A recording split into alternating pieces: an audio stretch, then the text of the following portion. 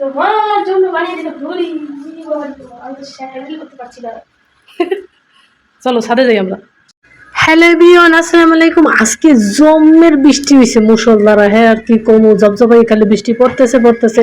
আজ ভাবছিলাম কি রাইয়ান ডার স্কুলে দিও না আজকে, তারপর মাশাআল্লাহ গেছে। উমা আইয়ে লগে লগে বাপি দৌড় দিছে।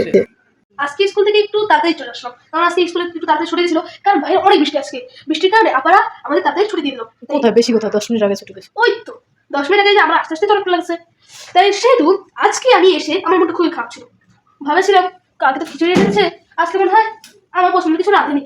আজকে এসে দেখলাম আমার পছন্দের বুটের ডালের সাথে মুরগির মাংস। এটা আমার কাছে খুবই ভালো লাগে। আমার মা এটা আমাকে খাওয়াই দিলে আমার আরো বেশি ভালো লাগে, কিন্তু আজকে আমি নিজের হাতে খাবো। চটকি চটকি, ওরে বাবা, উপর থেকে তারপর একটা আমার এখন খেতে ইচ্ছে করছে যেমন ও, এটা একদম অস্থির। অসাধারণ, সেই সব সেই সব জাস্ট ওয়াও। আপনাদের জন্য আজকে দুটি ধাঁধা আছে। প্রথমটি হলো কোন মাছ মাছ নয়, এবং দ্বিতীয় ধাঁধাটি হলো কোন নুন খাওয়া যায় না। আজ আমার মা আমার জন্য ঘুড়ি বানাচ্ছে।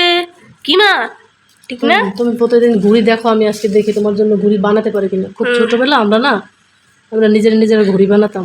তোমাদের বাড়ির পাশে ওই চটটা অনেক বড়, ওইখানে ঘুড়ি উড়িতে।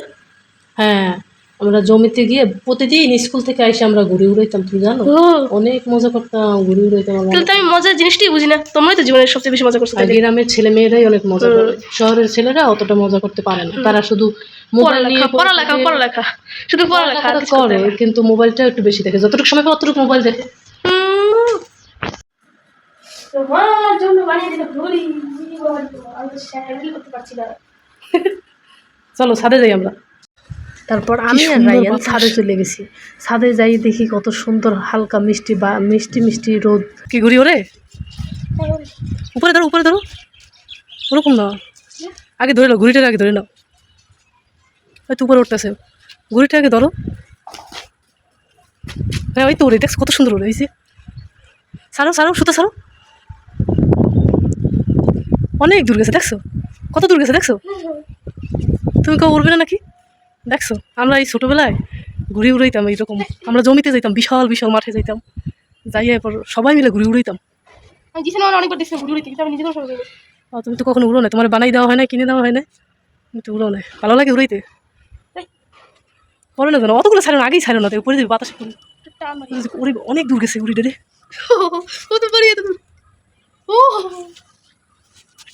ওই অনেক দূর। আর ছাড়ো না, শুধু আর ছাড়ো না, ওই উড়বে, দেখবো অনেক দূর উড়বে। ওই যে দেখছো রায়ানের ঘুড়ি অনেক উপরে গেছে, দেখা যাচ্ছে না। রায়ান ঘুড়িটাকে হ্যান্ডেল করছে। পড়ে গেছে না কেবল, নিচে পড়ে গেছে। তারা আস্তে আস্তে আনো। অবশেষে রায়ানের ঘুড়ি লেবু গাছে বাজে গেছে। লেবু গাছে ছাড়াইতে যাই অনেকক্ষণ সময় লাগছে। তারপর ঘুড়ি উড়ে আমরা কই বাবা এখন আমরা নিচে যাইতে পারি? রায়ান কয় না মা, একটু সময় একটু খেলা করি ঘুড়ি লইয়া। ঘুড়িটা উড়াইতে বেশ মজাই লাগতেছে। ঘুড়ি আমি কখনো উড়ে জেনে উড়াই নাই, আজকে উড়াই যে কি যে ভালো লাগতেছে মা, কি আর কমো। নীল আকাশ, কি সুন্দর অপরূপ দৃশ্য। ওই নীল আকাশে যদি উঠতে পারতাম। এই ছাদে আসলে আকাশের দিকে তাকাই থাকি, কতগুলো বাচ্চারা আসছে ঘুড়ি উড়াইতে। বলে যে এই ছাদে উঠলে ঘুড়িগুলো অনেক বাতাসে উপরে ওঠে, এই জায়গা নাকি আসলে বেশি বাতাস হয়, ঘুড়ি উড়াইতেও নাকি অনেক ভালো লাগে ওদের কাছে। যাই হোক ঘুড়ি উড়ে টুড়ে আমরা বাসায় চলে এসেছি। বাসায় রায়ান কয় মা আজকে কিন্তু লুচি বানাবা। লুচির সাথে ডাল, আহা কি মজা। রায়ান আজকে রাতের ডিনার করবে লুচি দিয়ে, লুচি আর ডাল। অনেক মজা লাগে রায়ানের কাছে, সেই স্বাদ এটা নাকি। লুচি হলে আর রায়ানের কোনো কিছুই লাগে না, রায়ান লুচি দিয়েই সেই স্বাদ রাতের ডিনার। তো রায়ান আজকে রাতের ডিনার শেষ করবে লুচি দিয়ে। তো সবাই ভালো থাকবেন, সুস্থ থাকবেন। খোদা হাফেজ। খোদা হাফেজ।